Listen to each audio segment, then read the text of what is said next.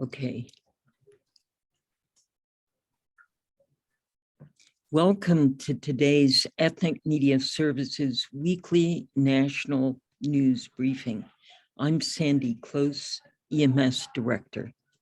Our topic today deals with the I word on everyone's lips, inflation, and how we know when inflation turns into recession. What are the signs? What can people do to prepare? How strong is the safety net? Why is this happening even as corporations report record margins of profit? Our speakers today include Chad Stone, Chief Economist at the Center for Budget and Policy Priorities, who's joined several briefings with us in the past, Alix Gould-Werth, Director of Family Economic Security Policy at the Washington Center for Equitable Growth. A special thanks to folks at the National Academy for Social Insurance, or NACI, for introducing us to Ms. Gould-Werth. Our third speaker is Dr. Rakeen Mabud, Chief Economist and Managing Director of Policy and Research for the Groundwork Collaborative. We're honored to have this distinguished panel today. Please speak slowly so our interpreters can follow you. And reporters, enter your questions in the chat box, which we will take after each presenter as time allows. We ask our speakers to monitor the chat box and respond to questions that align with your research on the chat box, as well, of course, as when you're speaking directly on the Zoom. Now I turn the conference over to EMS Associate Editor Pilar Marrero, journalist, author, videographer, who coordinates our briefings with fellow journalist Sunita Sarabji. Pilar. Hi, everyone. Good morning. Thank you, Sandy. Welcome to all our journalists. This is a very timely topic. We're all living the inflation, and we all saw today's job report, which I thought it was interesting, and we tried to analyze that today. Our first speaker, unfortunately, was having and is still having some difficulties, so we're going to start in a different way. I thought that maybe we should start with the last speaker, Dr. Rakeen Mabud, because she can talk directly about, she can analyze directly what's going on with the inflation and recession from her point of view, and then we can go to Alix, who's going to talk about the safety net. Is that okay, Dr. Mabud? Yep, that works for me. All right, go ahead. I'll just dive right in. So first of all, thank you, Pilar and Sandy, for inviting me to speak today, especially alongside Chad and Alix, who I've worked with before and who are wonderful, as you will all find out very soon. So I'm going to focus my comments today on three main points. First, the ways in which megacorporations are using the cover of inflation to jack up prices on consumers. Second, the long-running issues of concentration and consolidation that have riddled our supply chains, facilitating the profiteering that we're seeing today. And third, some of the key steps that we can take to address inflation, as well as highlighting some of the steps that we should absolutely not be taking to address inflation.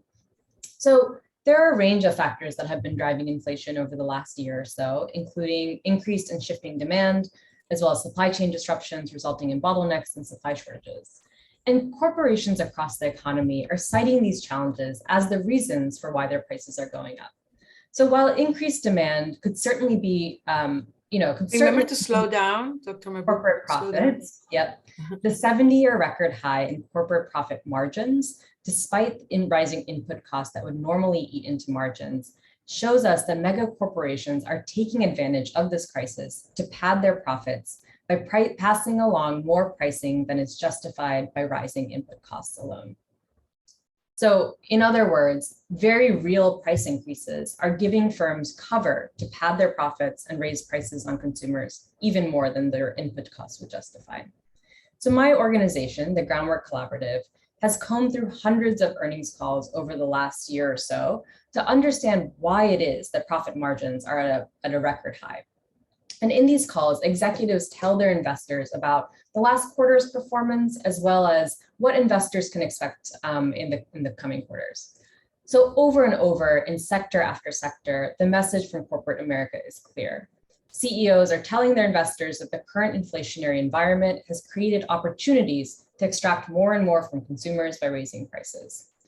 So I wanted to give some examples because you really don't have to take my word for it. Constellation Brands, it's a parent company of a popular beer brand, Modelo and Corona.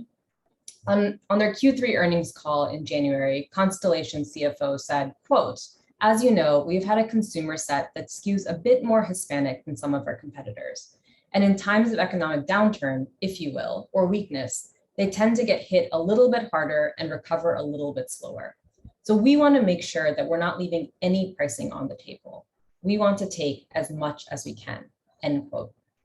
So in the exact same breath that they're acknowledging that their consumers are hurting, Constellation's executives are expressing excitement about exploitative and aggressive pricing to maximize their profit margins. The other example I wanted to offer today is what I think of as one of the more egregious cases, which is Visa and Mastercard. This is a duopoly that controls over 70% of the market that they operate in, and they have no excuse, right? They can't blame supply chain disruptions for profiteering because credit card companies make their money on a fixed percentage fee off of each transaction. So if the value of a transaction is increasing because of inflation, they're automatically going to be earning more money. But of course, these companies aren't content to stop there.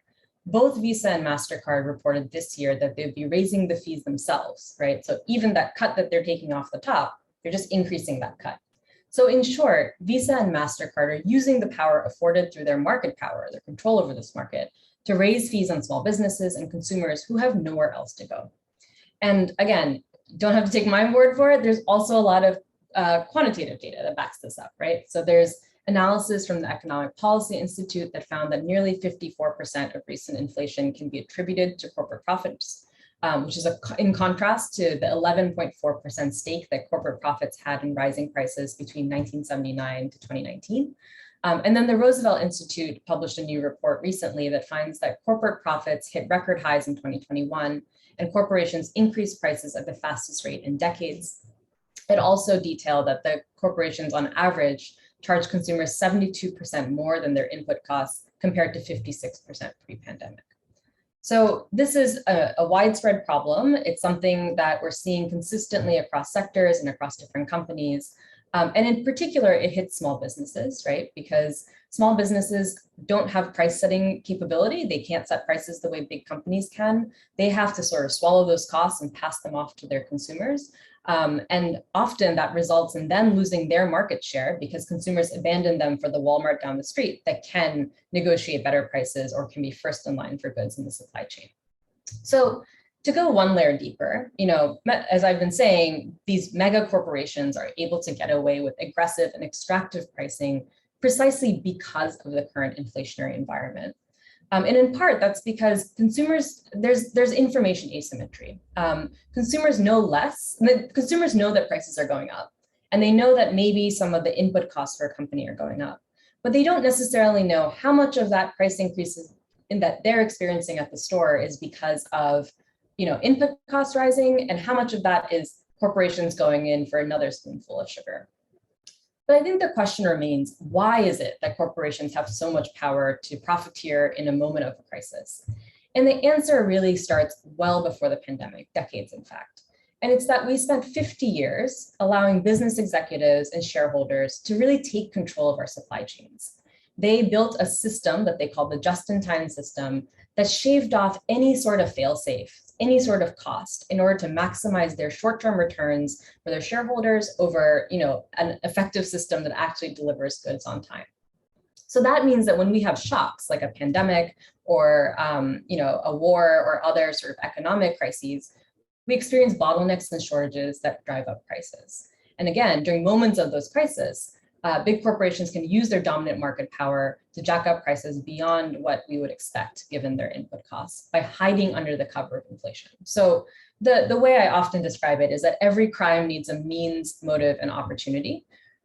Motive is clear, right? The profit motive has always been there. Market power is really the means, right? The dominance that they hold over market gives them the means to jack up prices and gives them that pricing power.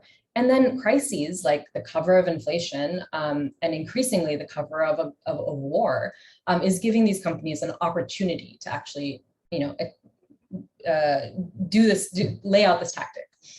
And so I wanted to offer one example that I think is really crystal clear, which is that the ocean shipping industry is a really, really good example of how endemic consolidation and concentration has made our economy really ripe for profiteering. So 95% of the East-West trade routes are controlled by 3 alliances, 2M, Ocean Alliance, and THE Alliance. This is not a new phenomenon. This is, this concentration of this market is because of decades of deregulation, especially during the 1980s and 1990s, which allowed for this oligopoly of ocean carriers to build power and to consolidate. And this pattern of consolidation and deregulation, both in the shipping industry, but also more broadly, has eliminated resiliency and fail-safes in our supply chain and increased, importantly, our reliance on precarious labor, because one of those costs that these companies are always trying to cut are labor costs, right? And so they make these jobs ever more precarious, they pay them ever less, they break apart the relationship between employers and employees and make them independent contractors. So in other words, these policy choices have allowed corporations to keep costs really low for themselves and reap profits without any risk of being undercut by competition at the expense of stability and reliability for consumers and safety and quality jobs for workers. And so just to put a finer point on it, in Q1 of 2022, the global shipping oligopoly earned a record-breaking $59.3 billion in profits. They expect to earn 4 times that in the coming year. The world's largest carrier recently enjoyed its largest profits in 117 years. And these companies raised spot rates for freight shipping from the US to Asia, so export rates, by over 1,000% over the same period. So this is a real problem, and it really shows how endemic concentration has facilitated this profiteering and allowed these companies to take advantage of a crisis. So I'm just going to talk for a little bit longer and then I'll stop. I'm looking forward to questions. So now that we've dug into what is causing price hikes, I wanted to talk a little bit about what is not causing price hikes, right?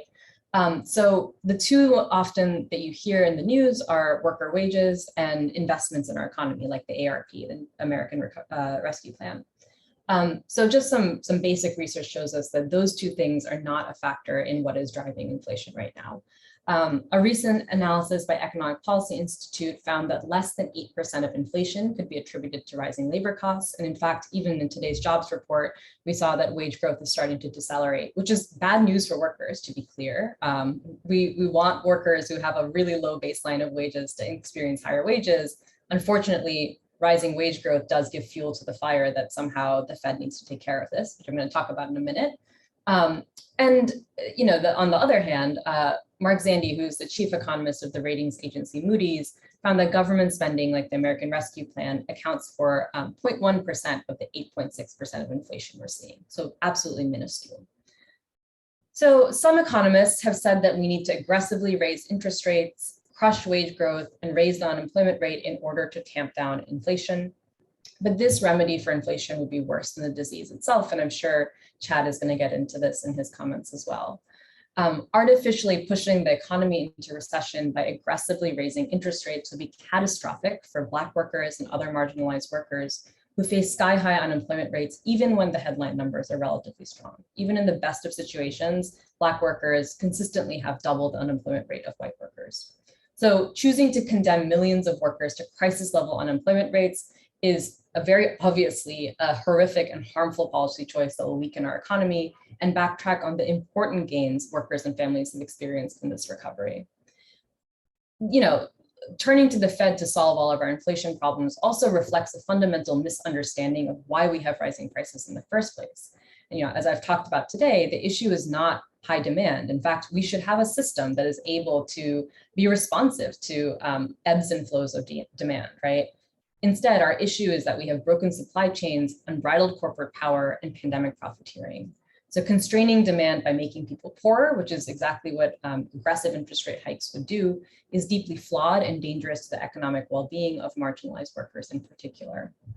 So the good news is that there are a lot of tools in our toolbox that we can use to address these power dynamics and to take on the issues that I've talked about today. Just a couple here, Congress could reinstate a historic tax on excess profits to discourage profiteering by companies across sectors and incentivize them to increase productivity by actually making investments in the firm. Regulators could enforce laws on the books to reduce illegal activities like price fixing and collusion. That could include a federal price gouging standard like one that exists in 3/4 of US states. The Department of Justice and the FTC, a Federal Trade Commission, should be empowered to aggressively crack down on monopoly power, and state attorneys general also have a lot of power here.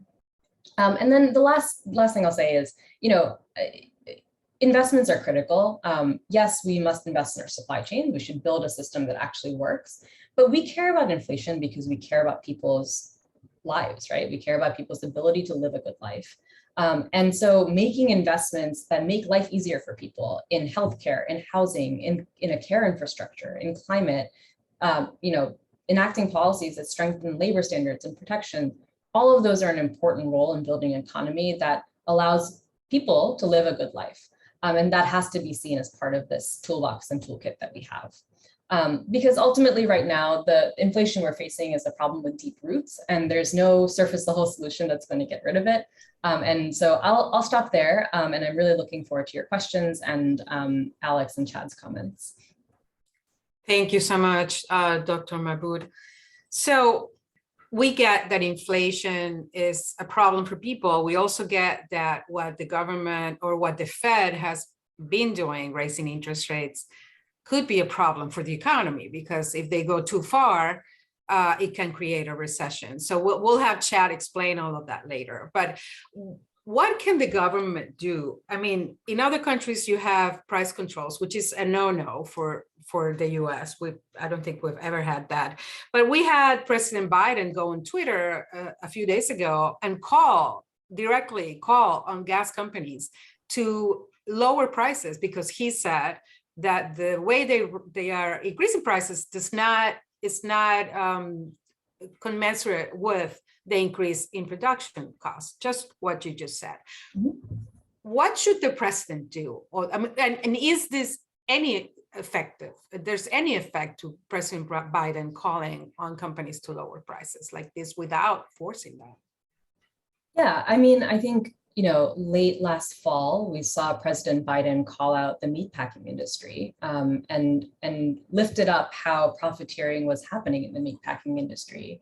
And subsequently, we did see meat prices start to come down, right? So there is power in the bully pulpit. I think that is, again, one tool in a toolbox with many tools in it. I don't think we can rely on just the bully pulpit to bring down prices, but I do think it's important for the administration to really be clear about what the root causes of today's price hikes are, because that analysis ultimately informs what policy tools we use to address that inflation, right? And to your point, if we're interpreting this as excess demand, right, which is the traditional, very like neoclassical understanding of where inflation comes from, then we end up relying on the Fed, which has an extremely blunt tool to address a problem that it's not actually going to address. So to your point, I think there's lots of things the president can do. There's certainly lots of things that Congress can do, and empowering regulators and enforcers is another critical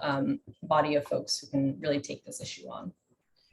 When I was researching for this panel, I was surprised to see that a lot of the stories in the media that talked about the inflation and potential recession did not mention corporate profits. And I saw another separate story talking about how the biggest 500 companies in the United States have posted great profits last year and continue having great profits. Why do you think there's this disconnect about between mainstream media and this topic? Why isn't mainstream media putting the the dots together on this issue? Why do we have to hear someone from your organization talk in the program of Jon Stewart and not on CNN or MSNBC? I mean, I'm really frustrated about this. Yeah, I mean, I think the good news is I do think that this message has started to get out there. My colleague Lindsay Owens was on. I mean, Jon Stewart is a huge platform, so this story is getting out there. But I think to your point, at Groundwork, we often say we are the economy, and that is the idea that it's not the stock market, it's not the CEOs, it's not the mythical job creators who are the economy. It's us. When we do well, the economy does well. The economy is what we create and what we demand. And I think, a big undercurrent in the reporting about the economy prioritizes capital, prioritizes CEOs in the stock market over that real experience of everyday people living in this country. And so a lot of what we do at Groundwork is really trying to lift up the ways that our economy is really comprised of all of us. And I think this is one way where we can highlight the bad actors who are, driving up prices at the expense of consumers and at the expense of workers. Thank you so much. Stay around, please, for a little bit. We're going to go to Chad Stone, Chief Economist of the Center for Budget and Policy Priorities. And you were supposed to be the first speaker. I'm sorry you couldn't be. Can you unmute yourself? Okay, good. Welcome, Chad. My computer's fault. It's your computer's fault. So let's go back to the way we hope to start this panel. And it is to explain, why do we have a threat of a recession if we're supposed to be in a recovery? What is going on? Okay, let me start my clock. So yeah, I've been tasked with predicting the future, to talk about what is a recession. That's not predicting the future, but that's complicated in its own way. Are we in one, or is one imminent? That's probably us predicting the future. And let's see, what was the third? Or is one imminent? And so let's start with the are we in a recession? There are very few people who think that we're currently in a recession, even though there's some hints that at some point we may be defined to be in one, but I don't think that's true. Recession in popular mind, well, in the popular mind, for humans, a recession is an economy that's not performing the way you would like it to, and that you feel bad about it. For formally, or rather journalistically, recession gets defined as 2 quarters of negative growth in GDP, which is not the official definition of a recession either. It doesn't always qualify as a definition of recession. So there's this group of people at the National Bureau of Economic Research, a small group of economists who have for years have been the acknowledged arbiters of what a recession is and what a recovery is. And they define a recession as a decline in economic activity spread across the economy that lasts more than a few months. And it's something that they don't reach a decision about when that happened until long after the recession is over, because they look at a bunch of data. So they're not going to be any help telling us whether we're in a recession or not coming up. And even their definition doesn't really work that well, because the last recession we had lasted only 2 months. That was April and May of 2020. Now, did excess unemployment last much longer than that? Yes, it did. But the definition of the recession formally is a decline in economic activity. So you go from a peak of activity to the trough, and everything after the trough is the expansion, the recovery that you're talking about. The first few steps of it are the recovery, and we've had a good, long, strong recovery, aided substantially by the government measures that have been taken, including the American Rescue Plan, which is getting blamed for inflation coming up in some quarters. It's more centrist economists would say that it's part of the story. but that the supply chains are another important part of the story, and that this is an economy that's, the pandemic economy is its own thing. It's not like any recessions we've seen in the past. It's not a simple excess aggregate demand inflation where the economy is running too hot, and an artful Fed, if there ever is or was one, can slow the growth of the economy but not throw the economy into recession. We also have these supply shocks, like oil price shocks. When I was in graduate school, we had the first oil price shock. No, my first year out of graduate school, we had the 1973-74 oil price shock. So it was the first time economists had to confront supply shocks and how they're different in many ways, and how the Fed doesn't have that much influence over supply shocks. But we have supply and demand bumping up against each other, where supply is artificially restricted and demand, you don't want to be cutting way back on demand, because that does throw you into a bad recession. And as Rakeen said, it's really hard on vulnerable groups when you have a recession. So today's jobs report showed that the unemployment rate is still at 3.6% overall, which is 0.2% higher than the highest all the way back to 1999. And it also shows that the Black unemployment rate has come down to below where it was at the start of the pandemic recession in February of 2020. But it's at 6.8%, which is low by historical standards for the Black unemployment rate, but is incredibly high relative to the white unemployment rate. And the Hispanic or Latino unemployment rate is in between, but also elevated. So the people who get hurt if you focus exclusively on getting inflation down as quick as you can and slam on the brakes and go into recession, get really hurt, and you certainly don't want to do that. So the Fed, Jerome Powell's been pretty good, but he's up until recently about really emphasizing that, trying to get the unemployment rate as low as it can go, and trying to get more people into the labor force and more people working. But with the inflation that came from supply shocks, at the same time we were getting some demand increase from the American Rescue Plan. But let me, as an aside, say the American Rescue Plan did a lot of good. And if the alternative was not to have it, then maybe we would have had a little less inflation, but we would have had a lot more hardship, and we would have had inflation anyway from the supply shock side. Not necessarily as much, maybe, but so it's a mistake. It's a mistake to act as though you could have just not had the rescue plan and everything would be great. The economy was actually had slowed in late 2020. Job creation had slowed, and we actually had negative month of job growth in December 2020.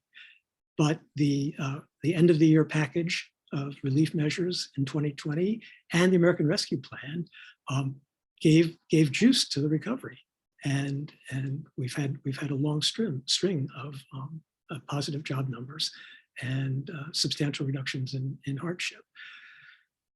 So I'm going to get a little. I got a little off topic on just what is a recession and is one close.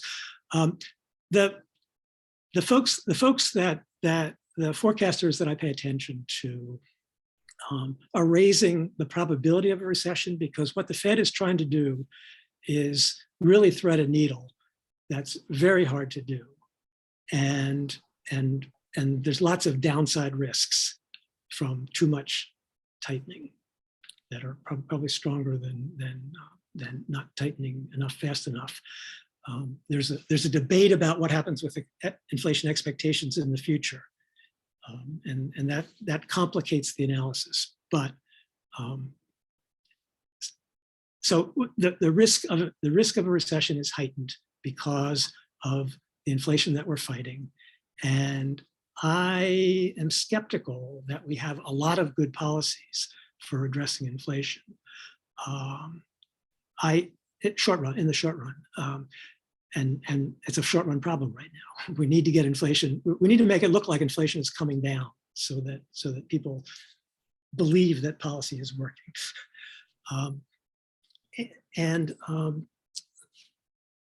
Sorry, I got off track. I was looking in the question in the chat and not thinking about what I was. Oh yeah, there's some really good questions there. What I was going to say next, yeah. So anyway, there's downside risks for sure, but we're not in a recession yet.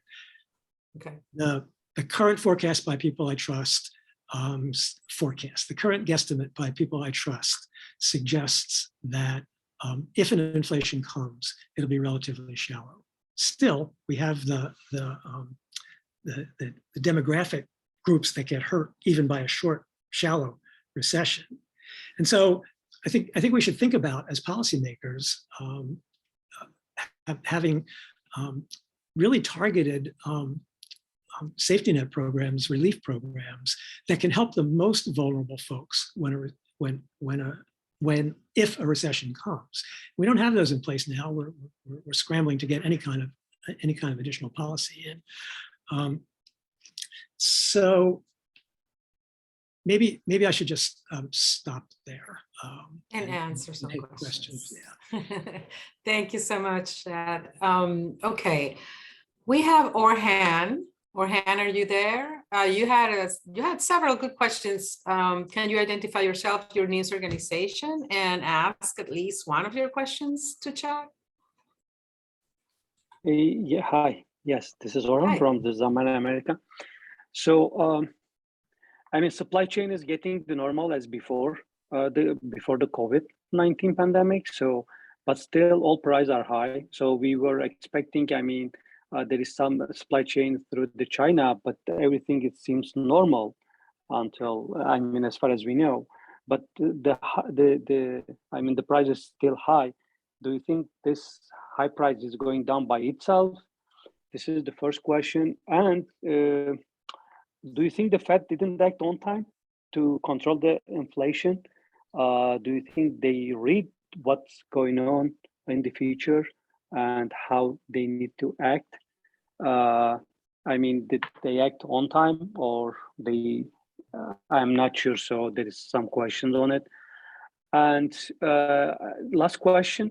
So is there any way to control corporate price? So everyone is trying to get the revenue and getting more revenue. So how the government can control any price, even the gasoline? I mean, the Biden told the gas companies to reduce the price. So, but I don't think it doesn't work that way. So do you expect any reaction from the government to make everything under control? Not everything, at least the part of the high price. Okay, so yeah. Go ahead, Chad. Go ahead. On your first question, the supply chain has not completely eased, especially when you take into account the impact of the Russian invasion on critical prices. So we still do have supply constraints. Your third was, is there anything to be done about corporate profits? I think there's no question that over the last few decades, we've seen an incredible concentration of corporate power, which is a different thing from saying that I see straightforward policies that we can take right now that would have an impact right now on the inflation reflected in the windfall profits. Some windfall profits, some opportunistic price increases that corporations have engaged in. But in any case, it's hard to affect in the short run with traditional antitrust tools.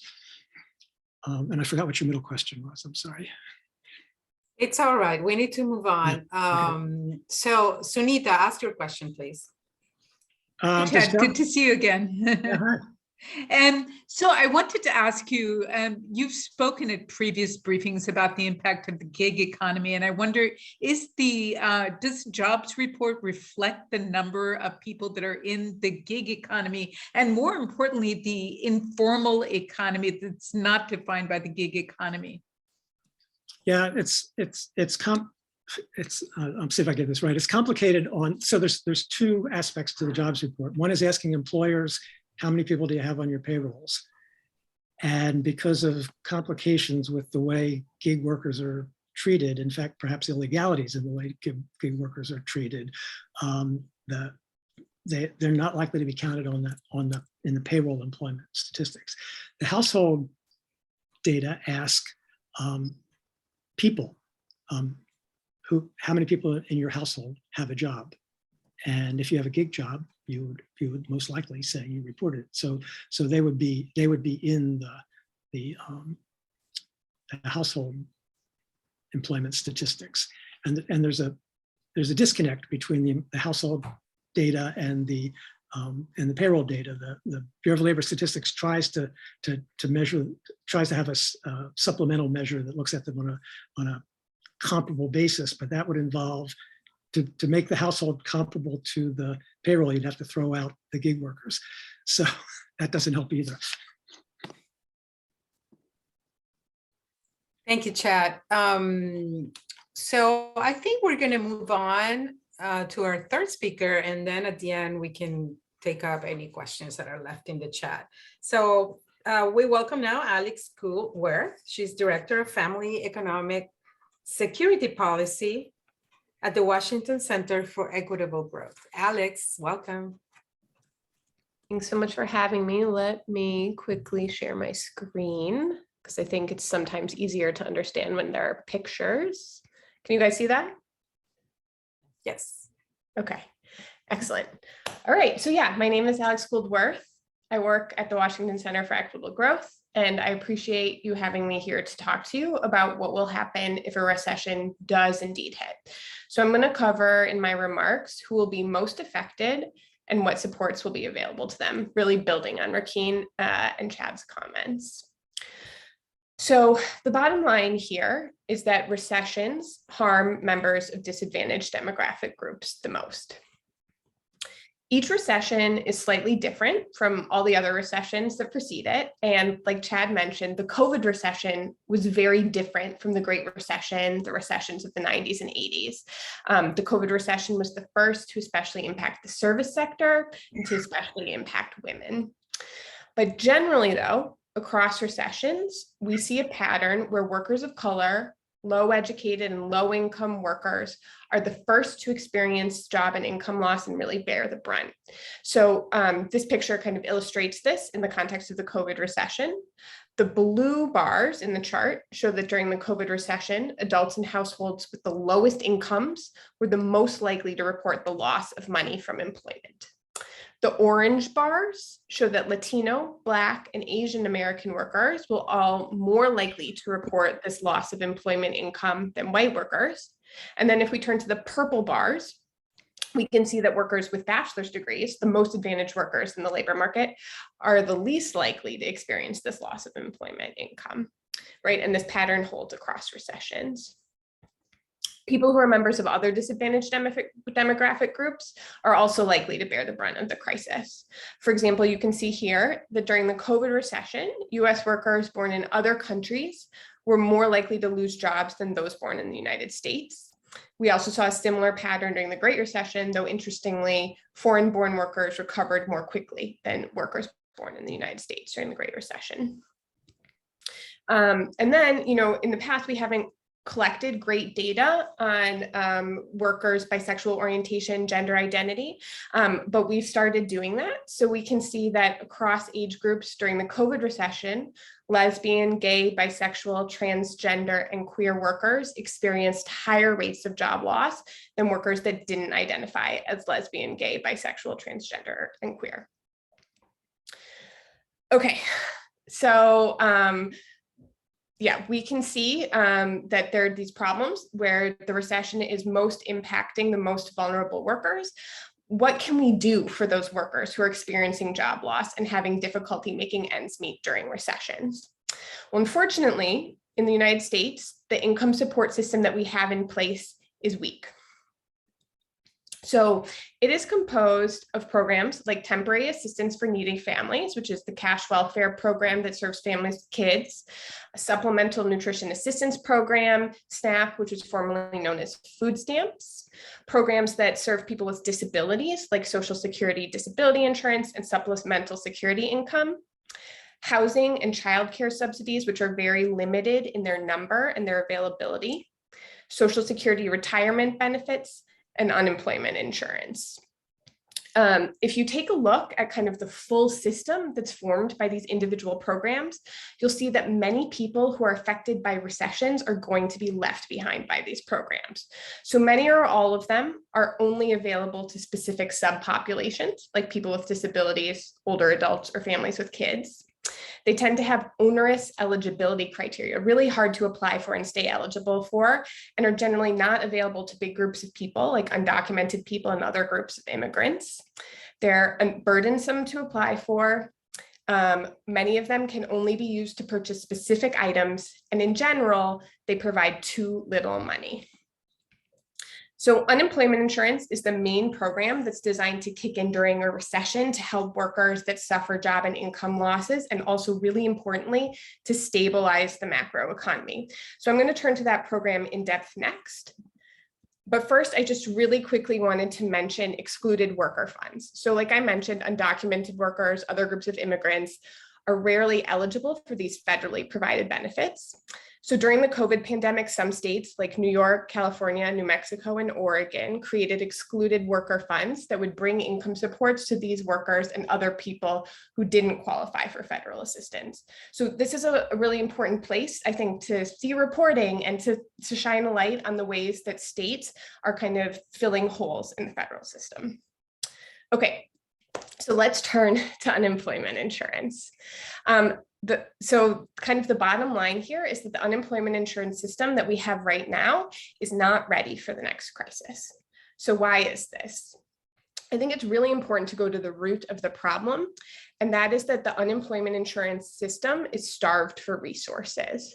So this is a picture of the federal unemployment insurance tax base. So that's the proportion of a worker's wages that are taxed to fund unemployment insurance, right? So you may make $100,000 a year, but the government will only take $30,000 and tax that. That pool of your earnings over the year that's taxed is called the taxable wage base, and it's the money that we can draw from to fund these programs. So over time, the unemployment insurance tax base has eroded, meaning that we're collecting taxes on a smaller and smaller pool of earnings. So here we've got two lines to kind of illustrate this point. The blue line shows the real value of the Social Security taxable wage base. And you can see in the picture that before 1949, these two programs, their wage bases matched. The UI taxable wage base in 1930, when the program started, was $3,000, which is equivalent to $55,020. But the amount only can be raised by law. And in fact, we've only increased it 3 times over the past 80 years. And so its value has eroded by nearly 800%. In contrast, if you look at that taxable wage base for Social Security benefits, it was indexed to inflation in 1977, and it's gone up over time. So we're starving the system of resources. I want to make it clear that the federal unemployment insurance taxable wage base isn't financing benefits, it's financing administration. And the states have their own taxable wage bases to finance benefits. But many of these states tie their taxable wage bases to the federal one. So we could draw a similar picture for probably most of the states that you guys are located in. Alex, so can you slow down a bit? Yes, sorry, I got excited. Yes. Yeah. Okay. The bottom line, though, in all this detail is just that we don't have enough money to administer and pay for benefits. And so states are going to make benefits hard to access, or they're going to pay stingy amounts, or both. Okay, so this chart is showing, right, states restricting access to the program, either through changing eligibility criteria or making the program hard to access. The chart's blue line shows the unemployment insurance recipiency rate, the percentage of unemployed people who receive unemployment benefits. This rate has always been fairly low in the modern era, right? It was around 40% at its post-1977 peak. And in recent years, it's fallen to concerning levels, right? In 2014, fewer than 1 in 4 unemployed workers received unemployment insurance. That's the point at the very end of the series. In 2019, in Mississippi, for example, fewer than 1 in 10 workers received unemployment insurance. And this recipiency rate, I'm sorry that the chart doesn't go to the end, but it spiked big in the COVID recession. But today we're back to rates in the 20s. And unemployment insurance can't stabilize the macroeconomy, and it can't support workers if workers who lose jobs through no fault of their own aren't accessing the program. It's also true that when benefits are low, that also stops them from fulfilling their intended function. So unemployment benefits levels are low. On average, they replace only 40% of a worker's wages. Imagine trying to pay your rent, put food on the table if you only had 40% of your earnings. And states have also found clever ways to restrict the amount of money flowing to unemployed workers. So thank you, Chad, for this chart, which is from your organization. Prior to the Great Recession, all states were providing a maximum duration of at least 26 weeks, so about 6 months of benefits to workers. Following the Great Recession, these lightly shaded states in the picture, like Idaho, Missouri, North Carolina, and Florida, cut benefits to as few as 12 weeks. And then this year, Kentucky, Oklahoma, and Iowa all followed suit. So what's happening here is that after a recession, we would expect that we would see how important unemployment insurance was for stabilizing the economy and helping families, and that we would want to invest more in this program. But instead, states, because the program is underfunded, they see that they've spent a lot of money on the program, and then they cut benefits back, making us more vulnerable and in a less good position for the next recession. Okay, so it's also really important to note that while workers who are members of disadvantaged demographic groups are the most likely to feel the pain of a recession, like we've talked about, they're also the least likely to apply for and to access unemployment insurance. So this chart shows the rates of UI benefit receipt among unemployed US workers in 2019. If you sum together the blue and the orange bars, you'll see the percentage of workers who apply for benefits. And then the blue bars alone are representing those who are actually receiving the benefits. You can see in the chart that recipiency rates are quite low for workers with less than a high school diploma, that furthest left bars, and also for Black and Hispanic workers. Okay, so our system of income supports and our unemployment insurance system in particular is broken. In general, we rely on Band-Aid solutions, and I'm going to explain in a little bit why we can't keep counting on those. So for example, during the Great Recession, Congress increased the UI benefit duration in these one-off extensions. And then during the COVID recession, like this chart is so busy with all the one-off things that we did, Congress made radical one-time changes to the system of income supports. It increased unemployment insurance amount and duration, expanded its eligibility criteria. It offered economic impact payments. It enhanced the child tax credit. The political will to make these changes was unique, and it was spurred by an unprecedented health crisis. But when the political will shifted and the provisions expired, families suffered, right? When public supports fail, when these one-off extensions end, disadvantaged families are going to have few options to make ends meet. So in this last chart, I want you to pay attention to that top blue, dark blue line. It's showing households who reported using credit cards and loans to make ends meet, which is a dangerous strategy for family economic security. You can see that as the temporary pandemic programs ended, families increasingly relied on this dangerous strategy, likely because they had no other options. So there's no guarantee that Congress is going to implement Band-Aid solutions if another recession hits, and our permanent system of income supports is not up to the task. We're not prepared for the next crisis, and it's families that are going to feel the pain, which will ultimately undermine our ability to recover from the next recession. So this isn't to say that there are not policy solutions, right? We should improve unemployment insurance funding, strengthen the safety net permanently, and develop programs that trigger on automatically when economic conditions worsen. And that way we can protect families and ameliorate recessions. And I think to do this, we need to really make the case in the public consciousness. So thanks everyone for all your great reporting and for being here today. Thank you, Alix, for that very thorough explanation of the safety net. What is the role of wages here? Because often when corporations raise prices, they also blame wage increases, right? That are prescribed. How are wages at the moment? If anyone else wants to jump in as well, what is your take on that, Alix? So increases in wages and can they basically step in for the safety net? Yeah, no, we're seeing increases in wages because there's not enough workers. There's two jobs per worker available. Yeah. So there are some increases in wages, but then they are passed down as more inflation. So what is the problem here? Yeah, well, I think I'll defer to the two economists on the call, Rakeen and Chad, if you guys want to take that one.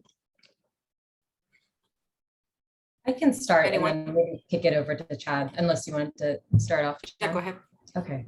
I mean, as I mentioned in my remarks, there's a lot of analysis that shows that wages and rising worker wages are not the reason that we're seeing higher prices right now.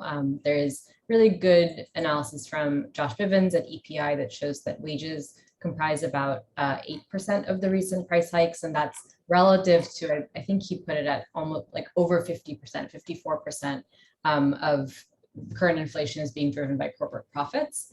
That's with data that's slightly out of date, but I imagine that it's largely still the same today. I think the other thing to note here is that worker wages in the US are just rock bottom, and they have been for decades, right? There have been attacks on worker wages, on job quality, on the ability to access unions for decades. And so when the fact that we're seeing a slight increase in worker wages, especially for those who have the lowest incomes in a moment of crisis, is actually a real testament to the policies that we've put in place to support workers and the economic environment that we've created. But that's not we're already seeing wage growth starting to slow. That is not a reason for us to be, I guess what I'm trying to hold is a duality, right? That increasing worker wages is a really good thing for those workers, especially given how low that starting point is. And unfortunately, we're living in a political environment where rising worker wages adds fuel to the fire for those calling for functionally, really aggressive interest rate hikes, which have a big risk of tipping us into a recession. So, I'll turn it over to Chad now, but I think, that's how I think about wages in this. All right, thank you. I think the general proposition that wages are not driving inflation to a high degree is correct. Unfortunately, the most recent quarter of data is a little unkind to Josh's hypothesis. Corporate profits have been going down and the labor share has been going up, but it's still the argument is correct that wages are not the primary driver. And the good thing about a good thing, which maybe goes the other way if you're somebody who doesn't like workers and wants to blame them, is that workers at the bottom, at least in industries, looking at disaggregation of the production and non-management jobs in a breakdown of 70-some industries in the survey of employers, finds that I found that there's the actual wage gains over the last 12 months that are in excess of inflation, and some which is a good thing for equity, but it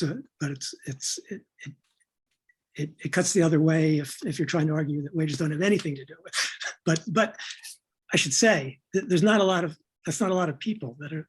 I mean, it's a substantial number of people, but it's not. Okay. That's not what's driving inflation. Got it. Got it. Thank you, Chad. Henrietta Burroughs had a good question there. Henrietta, please ask your question. Thanks. So